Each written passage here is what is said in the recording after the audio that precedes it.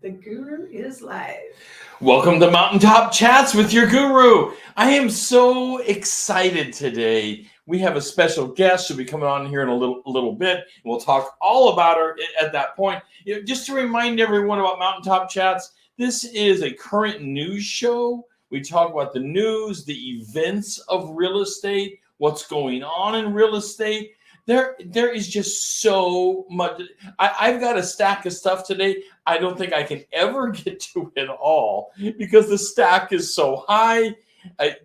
Next week, by the way, I'll be doing another update on what do you call those foreclosures, Karen? Short sale? Yeah.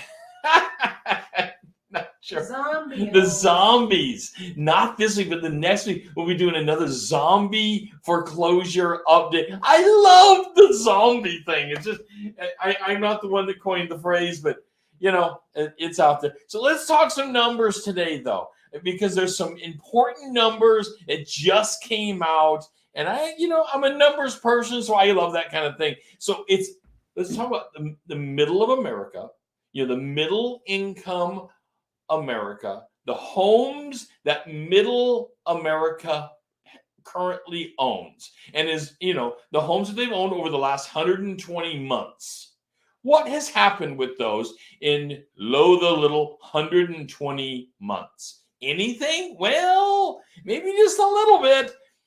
They have gained equity value of $2.1 trillion. It's just this, how do you think about $2.1 trillion? It's hard to even begin to quantify what that means. So I put together a little schema to help quantify what $2.1 trillion actually means. So think about this. If you have a $1,000 bill, like as if we're all walking around with $1,000 bills in our pocket. Well, let's just say you have a $1,000 bill and you had 1,000 of those $1,000 bills. Wouldn't that be wonderful? Because you would have $1 million. So if you had $1,000 bills, you would have $1 million. Now, let's say you take that $1 million and you cash it in for a $1 million bill. So now you have a $1 million bill. And if you had 1,000 of those, you would have $1 billion. I'm working my way there. Now, if you cash that in, that 1,000, the $1,000 million bills for $1 billion, now you have a $1 billion bill, and you had 1,000 of those, you would have 1 trillion. So how much is 2.1 trillion? It's 2,100 million billion. That's a crazy number to think about. I get excited about numbers like that just because the large numbers are crazy to think about. So I broke it down for one more go around on the numbers. I'll leave you guys alone on the numbers. But one more go around, I broke it down by state. Now, this is just evenly distributed across the states. How much equity wealth was that per state in 120 months? That's 17,500 million per month. That is just. Of course, you can break it down more than that. But wow, that is just crazy numbers to think about. So when people say to you, can you make money owning a home? Wow, Karen, can you make money owning a home? Well, someone made a bunch of people $2.1 trillion. I've never actually lost money on a home. I bought my first home. I've told the story before, so I'm not going to drag people through it. At 19 years old, found a private contract and was able to fix it up and flip it. Now, back then, it was only $27,500 for the home. I was able to flip it and make a little money. But and that was right here in the Portland market. Why didn't I hold that home till today? But that's not how it worked. It didn't work that way for me anyway. So there's money to be made in real estate. You don't have to be a real estate professional to make money. But mostly we talk on this show about the career of real estate and the professionals in real estate. And of course, we interview a bunch of them to find out, what is going on. So what's happening right now? Let's get out of the numbers just a little bit here, even though I would love to spend the whole show just in numbers. So we are having it is March. And spring is here. Essentially, spring is here. Spring doesn't start until like the 21st of March. I know that. We already had our clocks roll forward. The typical spring for real estate, we know, starts March 1st. That's normal for real estate. March 1st is the big opening door for spring for real estate. We don't wait for the 21st or 22nd. But so when we talk about the next piece, this is normal. We've been having huge inventory shortages. We are on an inventory shortage that is record-breaking again this year. And wait till later in the show when we have the war update and how the war is impacting real estate. You can't wait. I was shocked to learn it myself, but yes, right here locally, we have war impacts on real estate. So right now, though, we have seasonal trends going on. That's not so surprising. Seasonal trends. No. Seasonal trends. That's because it's spring. The question I always ask myself: is there more real estate on the market right now? Yes, because it's seasonal trending real estate. It's spring. There's a bunch more homes hitting the market right now than there were before. But when we average that backwards, well, it's a lot less than what we need. We are still at an unbelievable inventory low. We are just short like crazy in real estate. Now, the shortage in real estate is causing a lot of anguish in the market. It's pushing people out of the market where people can't really afford it anymore. So King County, which is Seattle. So and there's other counties for Seattle as well, but King County, one of the major counties for Seattle, they are up over 20%. In fact, I pulled the number just last night. It's actually 23% on average, day over day from a year ago, that their prices are up again this year. 23%. It's mind-blowing. How can something be up that much? Again, this is not a single year. This is multiple years going on. And the Portland market, on average, is just under double digit. Now, the whole Seattle area is not pushing this heavy. King County is being pushed this heavy. And when you average their whole area, they're right around, the 9-10% mark. And as well as Portland is right around that upper 9s mark, with pockets, though, of in the 20s and high teens. Lots of popular pockets are up there in the 20s, high teens, and how people can keep up with this, I don't know. It really is a market to be wowed by. But let me tell you, my prediction, the market's not slowing down anytime soon. I predict if you're looking to buy, you need to jump into the market because there is so much more money to make in this market. On a world scale, we are a great buy at this point in time. I want to get over, though, that we're going to talk about art today. And I am so excited to talk with Kristina Sellers, professional artist, painter. She's going to tell us all about her paintings. We're going to talk about the aesthetics of art in a home and what it does for home values. And we're going to dig into this with Kristina Sellers right after this.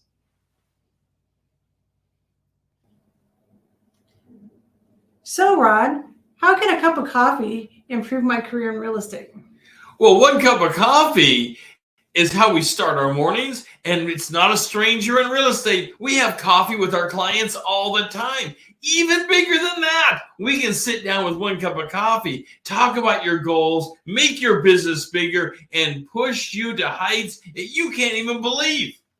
That's right. And I'll tell you, working for Rod and I, you can be pushed because he's a workhorse. I love real estate, and I want to share my passion with building your career in real estate as soon as we can pour the next cup of coffee. So how about a cup of coffee with us? I look forward to having a cup of coffee with you and having a discussion of a career change as soon as possible. Thank you. The guru is back. Kristina, welcome to the show. I am so honored that you're taking time to share your knowledge of art with us. And this is wonderful, Kristina. Hi, Rod. It doesn't matter what format it is. It's always fun to talk to you. Oh, that's so kind. So let's just jump right in here real quick. Now, I mostly want to talk about you and being a professional artist because I'm so excited about that.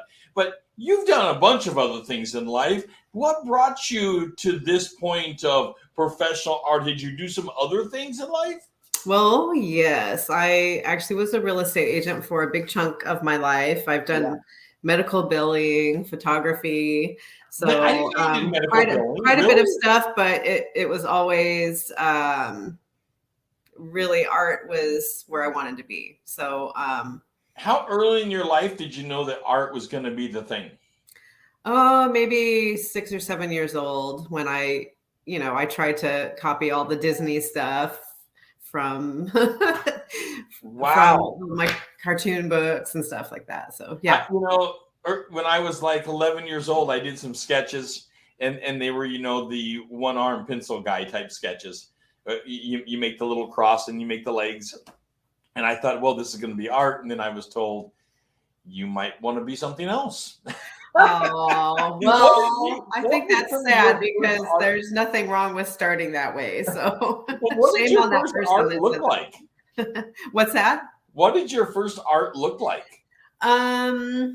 Well, it's kind of funny because I had certain things that I thought were beautiful even back in that age range. And so I drew a lot of horses and I drew a lot of Disney princesses, and wow. I don't think my mom's got those things saved, but I would love to go back and look and see what those look like. I don't know. Doing Disney princesses when you're like 8 years old? Yeah. That wow, I can't even imagine that kind of talent. Well, Kristina, we have a couple shots of some, and it's not going to do great value to what they actually are. But Karen, if we could bring up a couple shots.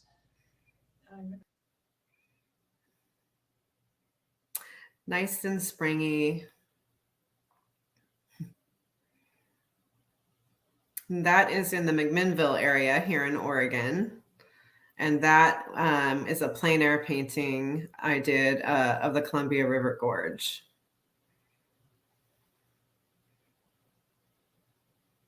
Plein air painting is when you are on location and you paint right there. And of course, I had to paint this one really quickly because the sun was setting and I just wanted to capture the essence of it.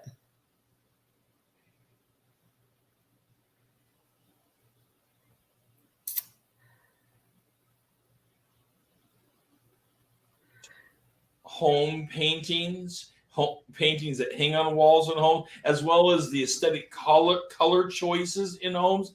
Do color choices actually affect what somebody might feel or think about a home when they're walking through and thinking about buying it?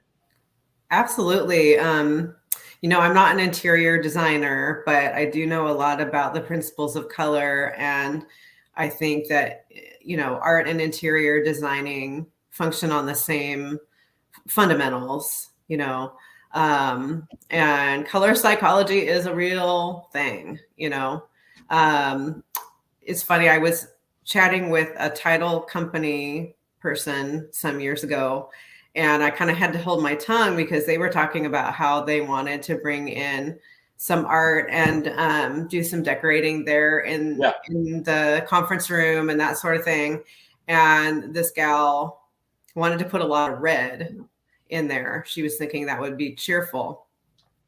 But, red actually is a sign of danger and it will actually raise your blood pressure. And so I've done some custom art for hospitals, and the company that I go through with that, they always say no red.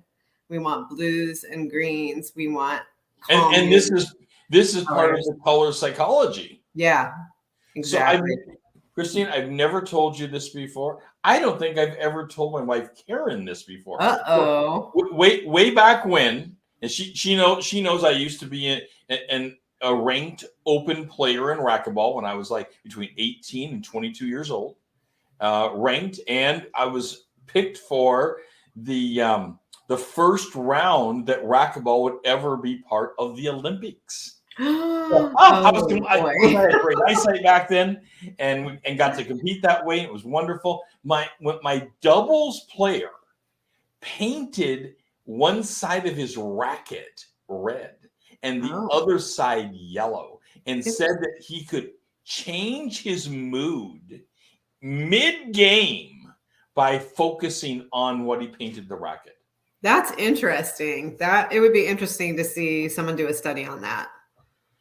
But this is part of color psychology, right? I mean, I didn't think it could impact someone so heavily, but from what you're saying, like in a house, so when you walk into a house, color choice can impact how people would feel about the house long term. Sure. I think consulting with your realtor about who's your target audience for your house, and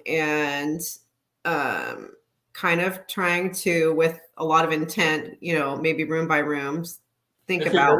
This raises 1,000 questions, Kristina. Okay. So you said one of my key terms, target audience. So are there different? Wow, I can't believe I never thought of this before, Karen. Are there different colors for target audiences? For example, if I'm aiming a house at retired people versus a house towards a young couple first home, would that be a different color choice?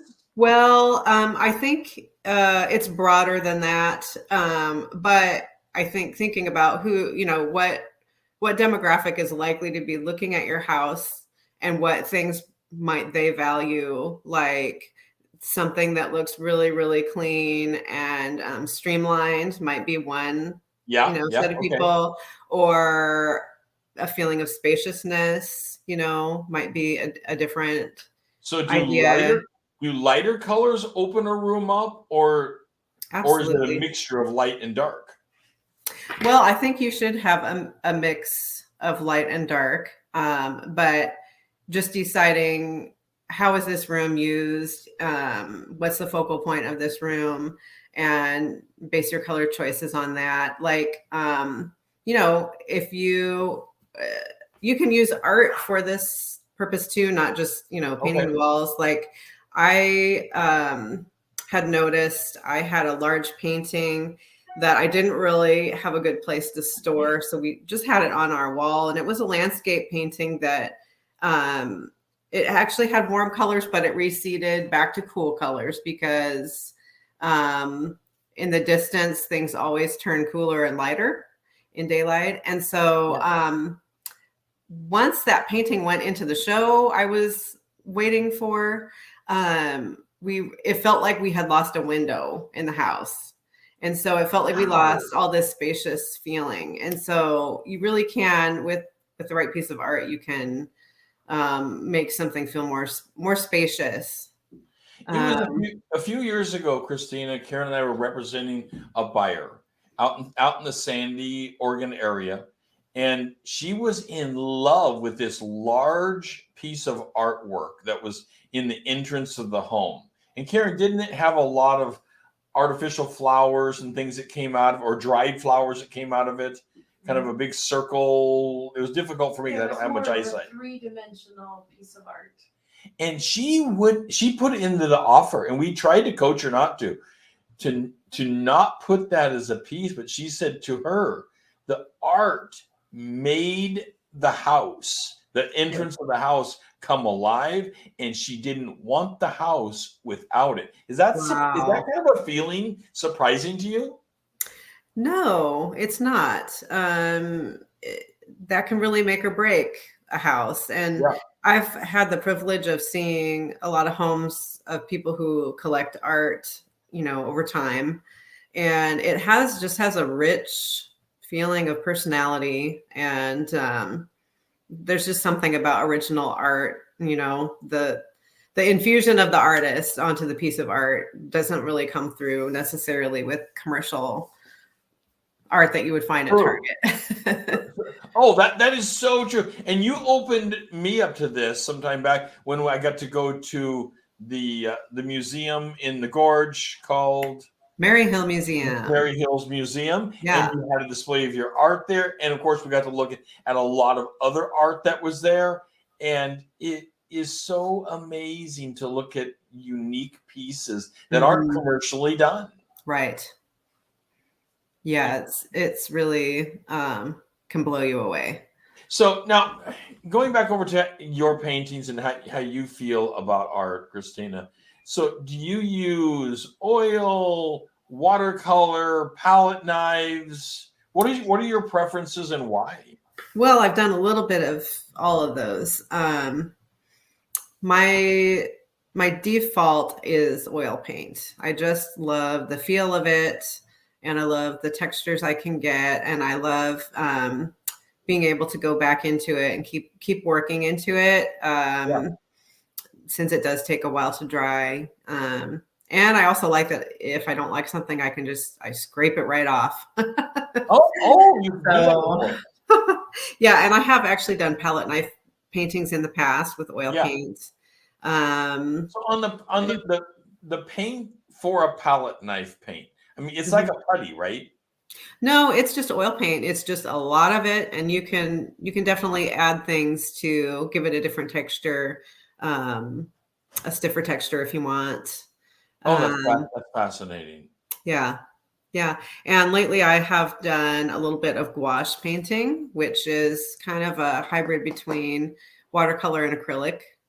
And you call it wash, like W-A-S-H? It's gouache. It's actually been around for a really long time, but it's kind of gotten really popular lately. But it's Gouache,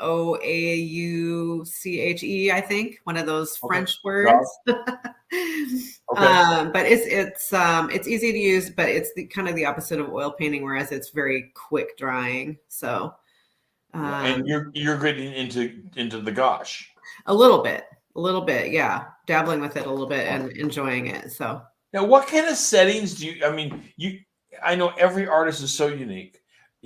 Do you prefer mountain settings or animal settings or a fruit bowl? I'm being simplistic. I don't know. Well, it really depends on what I'm in the mood for. And I kind of don't want to be pigeonholed into just one subject if I'm able to. But out of all those things, what I really love is landscape painting the most, I'd say. Okay. And doing plein air painting where you're painting there on location. It's a lot of hassle in a lot of ways because of having to have your equipment, you have some specialized equipment to be able to do that. It's so fun to watch somebody doing it. It's almost intoxicating to watch somebody pull a painting together. Yeah. If you don't make them too nervous by standing there, and I'm sure there's got to be some nerves to it. The crowd watching and you're pulling this painting together. You get used to it. You definitely get used to it. And the funny thing is, usually I could be painting with some friends and we all have different ways of approaching a painting. So sometimes I'll have a friend that their painting looks, almost like a finished painting right out of the gate. Really? Mine aren't really that way. Mine pull together kind of at the last minute. So it's so funny to see people are oohing and ahhing over my friends' paintings, and then they're afraid to say anything about mine because mine just looks like blobs or something. So I want to get back over in just a second to the outside schema of homes. But first, I've got to ask. So we've been talking about, you painting on canvases and things like that. Have you done any work with, like decorative rocks or decorative items? I mean, there was a time when I kind of did some crafty things like that, but it's been a long time. So is that considered a different kind? I mean, is there a name for that kind of art? Well, I mean, art, it's kind of subjective when something crosses into between craft and art. So yeah, I don't know. I don't know what that would be. It's fascinating though when you look at some of those pieces where someone's taken a rock and they've made something out of it. And oh yeah, I wish I was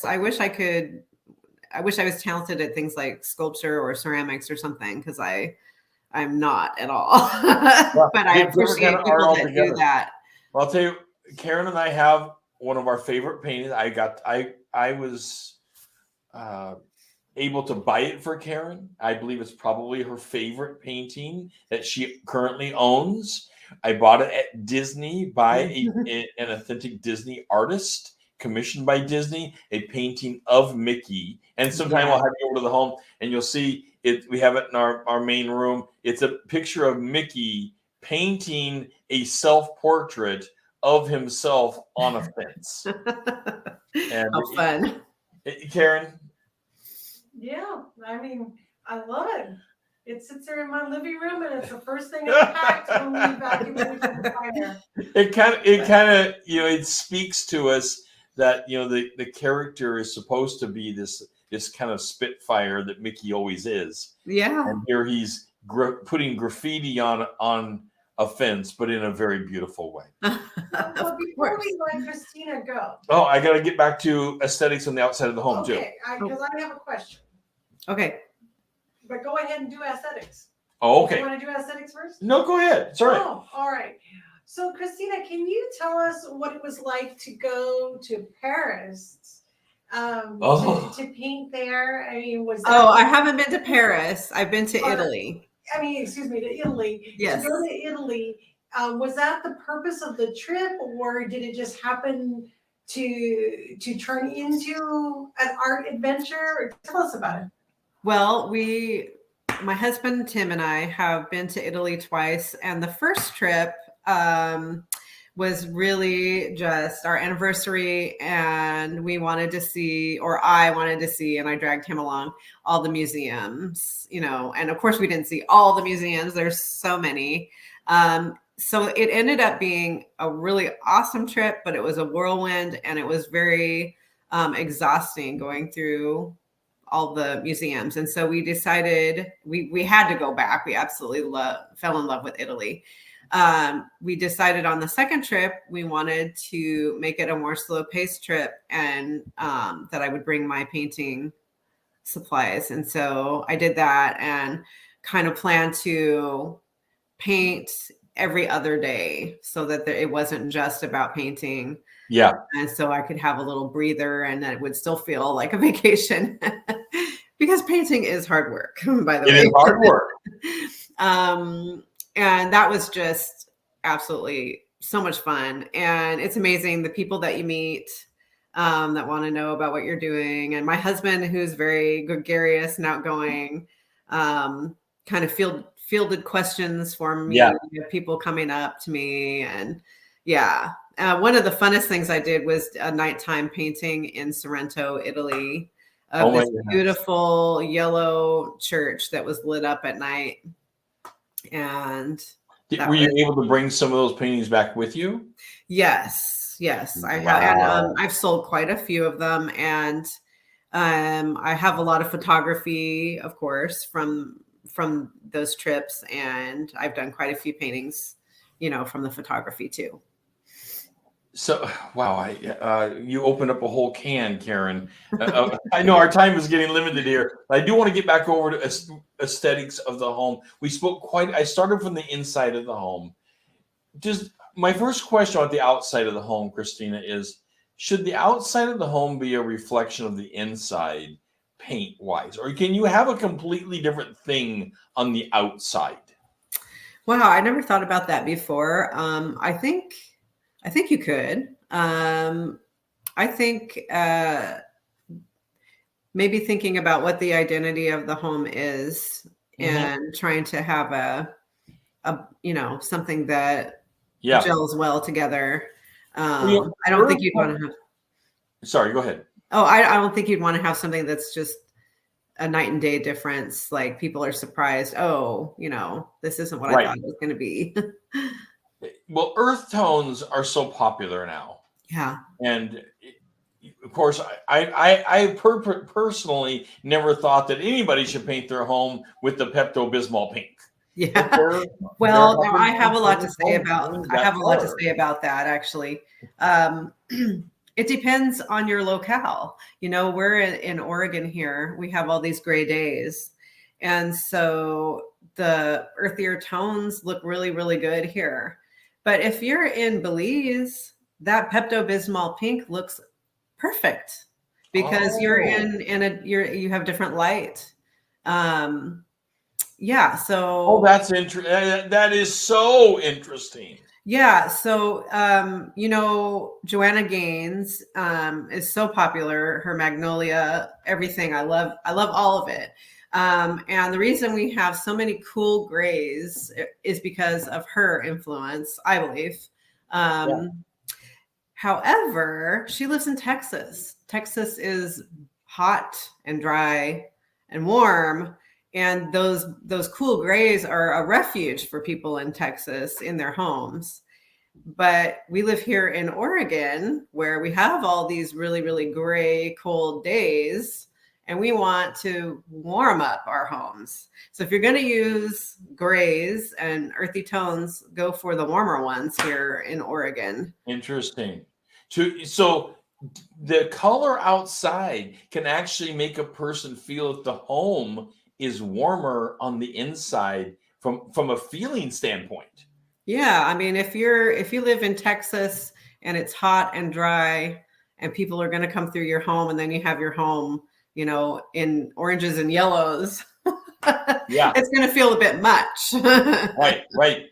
That totally makes sense. So what about the decorations around the home? So, all the plant life, should that be, and I know plant life, even saying it sounds general, but is there a schema that should be thought about with bark dust, plant life, roses?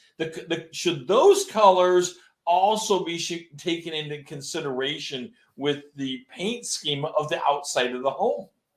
Well, I would say yes. I'm certainly not a landscaper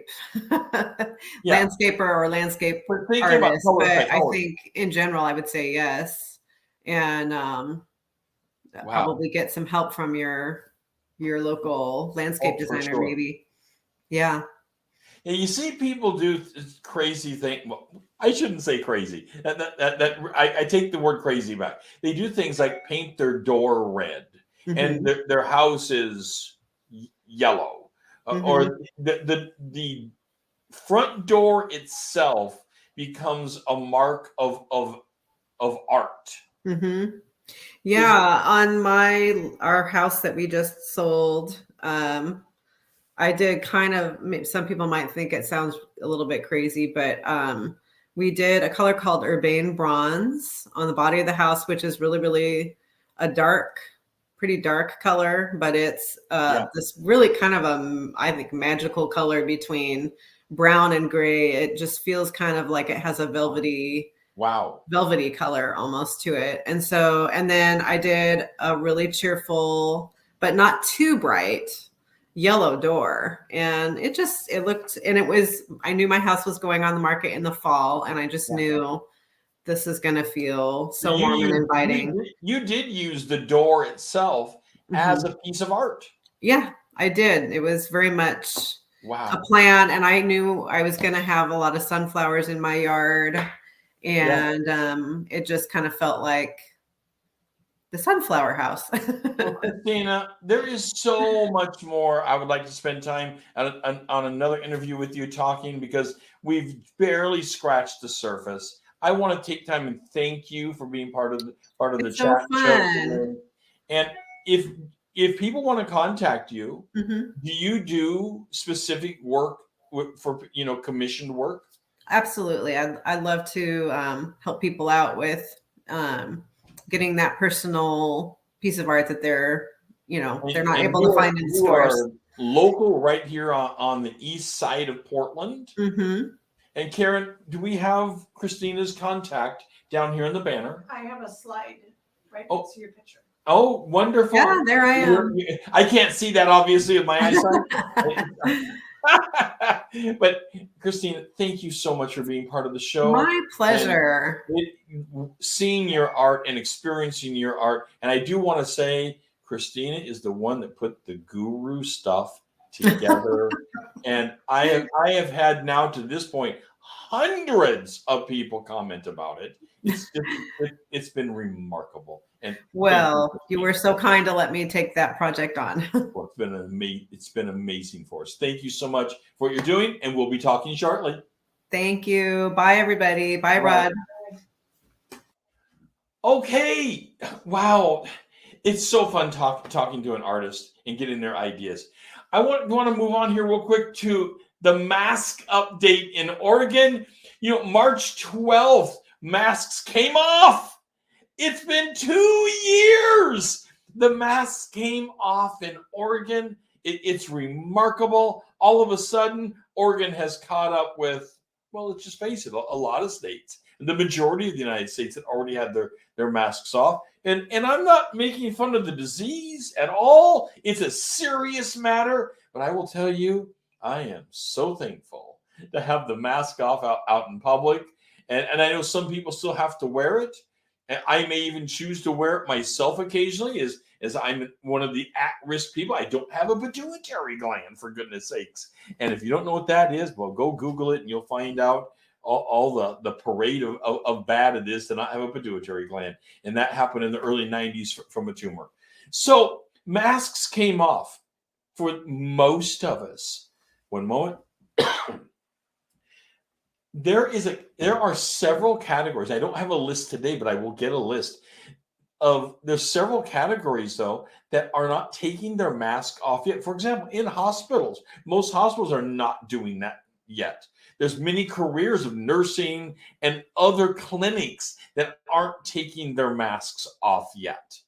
And then there's some mandated by the governor's office that still are not taking that mask off yet. So, but in general, March 12th, would love to hear from you in the comments. How do you feel about the mask coming off?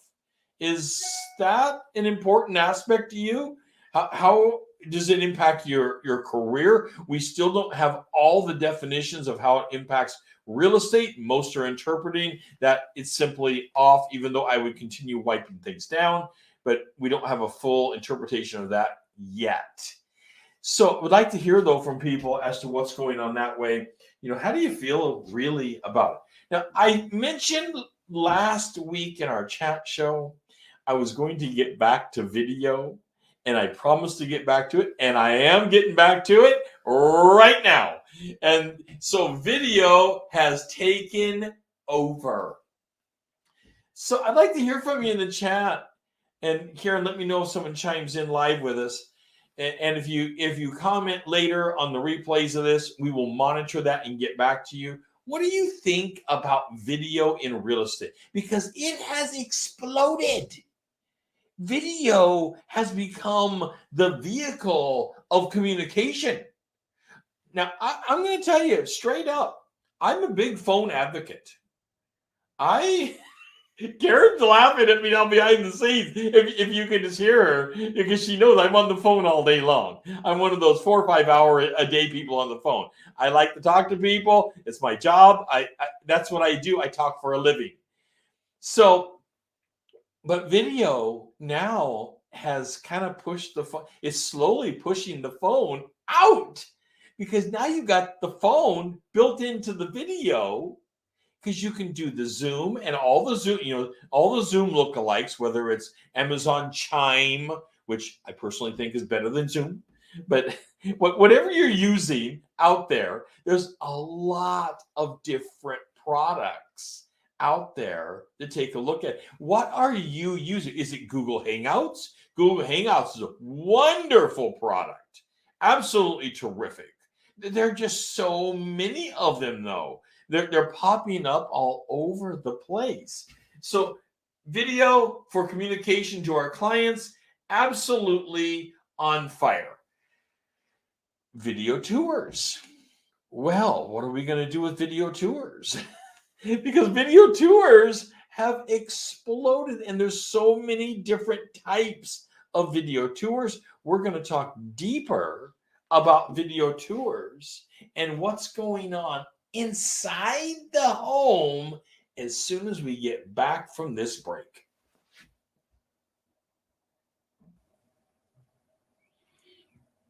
So, Rod, what does it mean? 7 minutes to a new career. Well, in 7 minutes, we can have a cup of coffee, we can talk career goals, and how we're going to help you make the biggest career move in your life. That's right. There's a lot of things that Mountain Hood Realty has to offer, and Rod is a ball of energy. I love the career, and I want to share with you my passion for building your business bigger than you ever thought it could be. Come spend 7 minutes with us. We look forward to it. Talk to you soon. The guru is back. Okay, we're talking video, and video is on fire. I would say if you're not using video yet, you really need to jump in. And you can jump in just using your phone. That's how I started. But then I went over to a product called BombBomb. And you can find them on BombBomb Video. I think it's bombbomb.com. I'm with another product now, but BombBomb is terrific. Absolutely a ball of fire. And they make video so easy, right from your phone to send it out to your people. One step, just right there, and they send it out. And it's amazing how easy it can be. But what are you doing with video tours? You're selling a house. We're in a seller's market right now. And in a seller's market, do you need video tours? I mean, we're coming out of the pandemic, one would think, even though there's lots of questions about this coming out of the pandemic thing. But video tours during this pandemic have worked their way into our lives. Give me a comment about what do you think the future of video tours actually is? Because I'll tell you, I think it's worked its way into our life and it's not leaving. I think this now is a permanent fixture in our lives, and that the first brush people are expecting to have happen is some form of video tour. But there's lots of different forms excuse me, of video tours. For example, you can take 20 to 50 photos, stitch them together, and it'll zoom in and zoom out and make it look like there's movement, even though they're still images. A lot of people think these are actually videos, but they're stitched together, and the way the camera comes in and out makes it appear to have movement.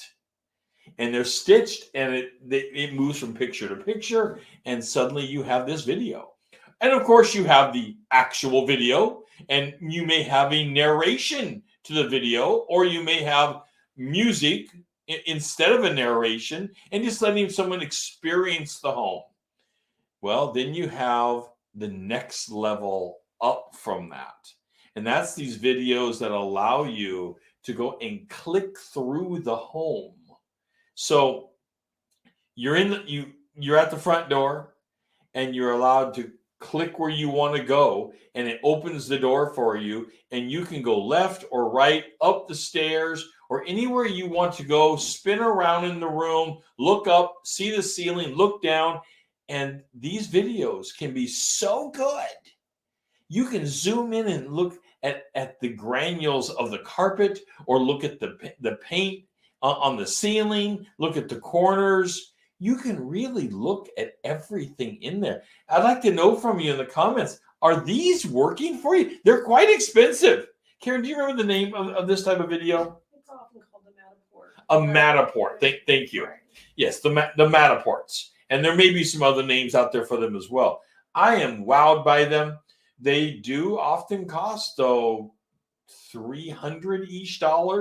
It can be more than that. I've heard of people paying $500 for some really high-end special effects of them. But once you put it out there, people are able to tour the home a lot and really look the home over. And people can get a great idea of what that home looks like. All right. But what about when there's no tour set up? What about when the person just says, can you as the agent walk through the home on live FaceTime and just narrate me through the home? You hold the phone up here and you're just walking through with the video. Now, we've done this. We've, of course, always gotten permission from the homeowner, particularly if it's not a vacant house. You want to get permission from the homeowner. And we've walked through and been able to give someone a video tour just doing that. Have you done that? Have you had clients asking about it? What do you feel like about if you are the seller and the only thing the buyer has done is look at a video? And I don't care any of these videos, the Matterport or any of them. If all they've done is look at a video of the home, does it impact the seller making a choice of which are? So let's say you have 10 offers, and let's just, for our conversation, let's say that the highest offer happens to be the one that is a video tour, and all the other ones were live. How does that impact the presentation of this to the owner of the home for making a choice? I've heard, now I have not had this problem with anybody, but I've heard that it upsets people.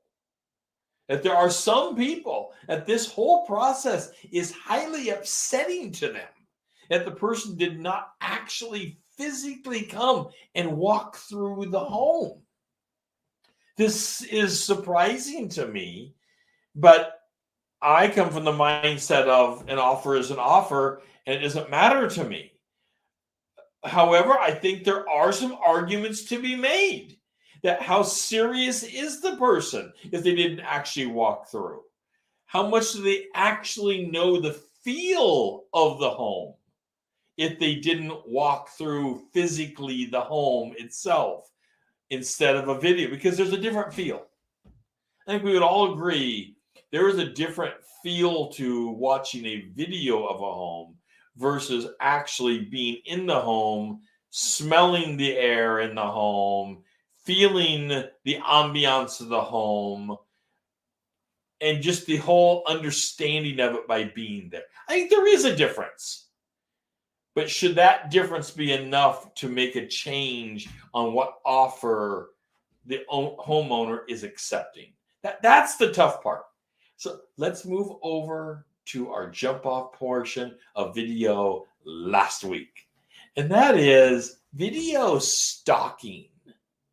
There's two types of video stalking to be concerned with here. So now we're talking video in the home. And there's video stalking by the seller. And there's video stalking, and maybe it should be called casing the joint, by the buyer. Because you don't know what's going on. So let's do the buyer first, and then we'll get over to the seller. So you're in a home, you're showing the people, your clients the home, 123 Main Street, and you turn around, and lo and behold, one of them has their camera out and they are videoing the house. And it's an occupied home. The people aren't there, but they're busy videoing the house. Do you see a problem with it? Now, of course, I would immediately see a legal problem that we don't have permission to do this, but there's even a deeper problem. That is, how much do you know of this buyer? Because I've heard of some cases. I have not seen the case, but I've heard of some cases that the buyer might just be there casing the house for a future robbery. Have you heard of this? Do you think this is a problem? Do you think, would you allow it to happen? I have a little sip of my coffee here. I personally think it's a problem. I'd like to hear from you as to what you think on video being done by buyers in a home personally. You're not just walking through on FaceTime doing a live.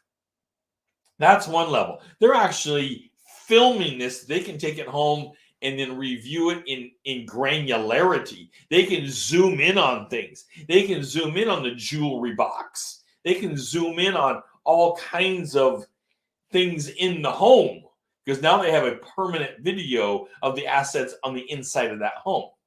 Now let's move the conversation over to video stalking by the seller, which is I think a bigger problem, but nevertheless, a problem nonetheless. So video stalking by the seller is when they have a video surveillance in the home, and when a buyer comes in, they are watching the video of them either live or recorded. And we know that this, unless there is proper postings to this and permissions and consents, this is not allowed. You can't listen in on somebody, even if you can watch them with the surveillance. Depends on the state you're in and what's happening. You've got to look closely at the rules going on video surveillance and what's happening, because the states are all over the place on this.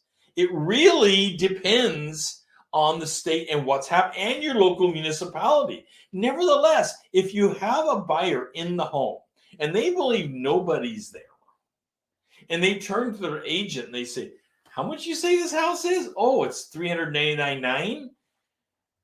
We can, I mean, we're approved for $475. We can afford that, but what do you think about us offering $375 for this? So they start the negotiation in the house, which of course is the agent. I always tell people, I'd like to hear from you in the comments, what do you do at that point in time? I mean, the deal has been spilled on the floor. The cork is out of the bottle.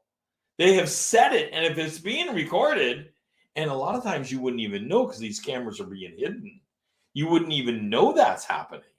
So, but when the cork's out of it, what do you say? I'd like to have this. What we do is we tell them, I'd like to continue this conversation later when we're out of the home. At this point in time, there may be surveillance going on, so we want to keep all of our negotiations private.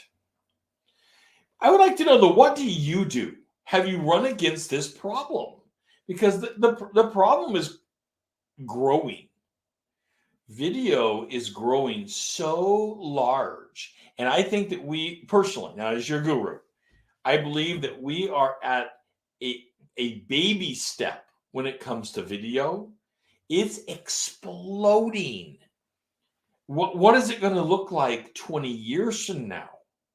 That's what you have to think about, is if we have this much video today, what will it look like in 20 years? Well, I think that we're looking at, thousands of times more video surveillance items that are going to be out there. And we are in the land of the Internet of Things.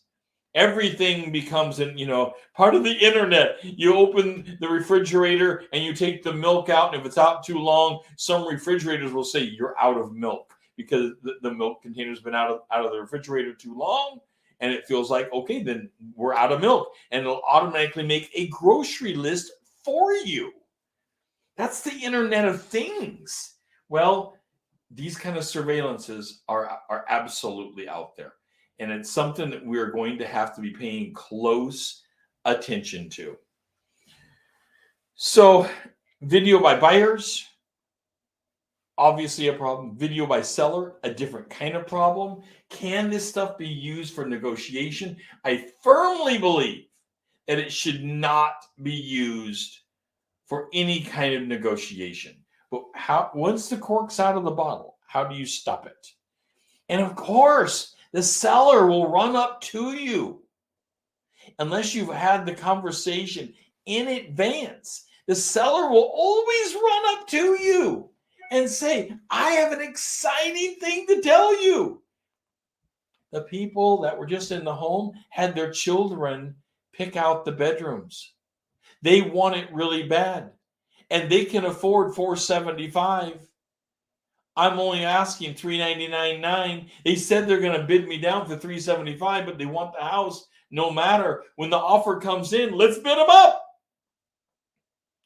Isn't that exactly the kind of information that we shouldn't be using? But I would like to hear from you.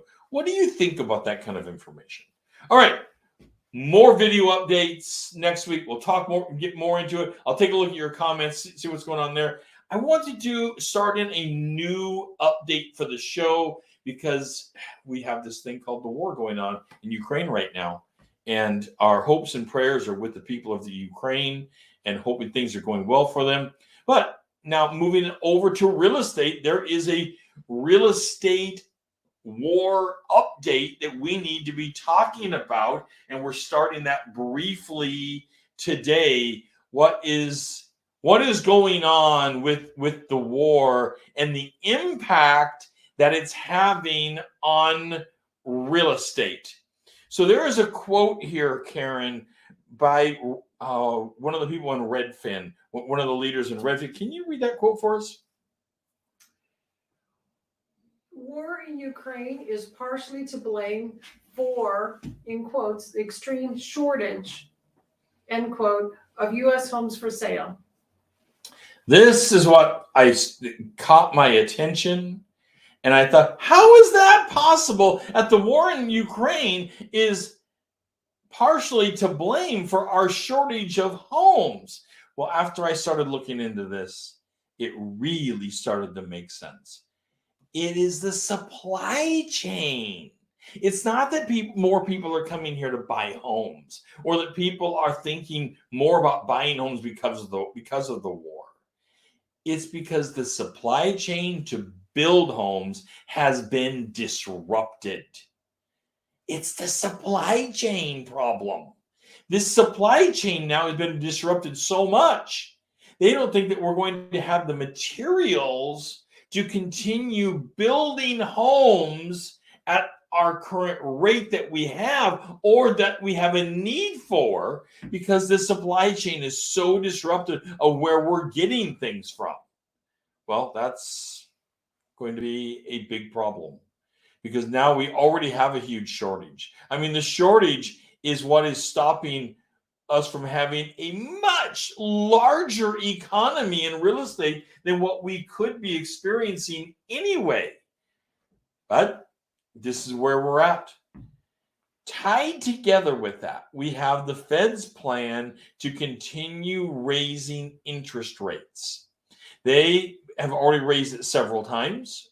And their plan right now, because of inflation, is to continue raising interest rates over the course of this year. I will tell you my prediction of this, my prediction of the whole inflation thing, which is for real. We have runaway inflation that is substantially large, and we will get into that kind of prediction next week when I can pull some more data together. But I already have a bunch of it, and let me tell you, you won't want to miss the predictions on inflation, our runaway inflation, and what is happening with the bond market and the war and the whole package as it impacts real estate.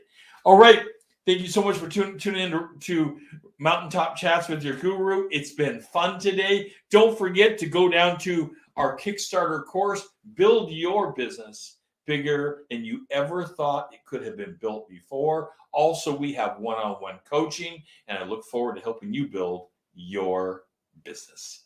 Talk to you next week.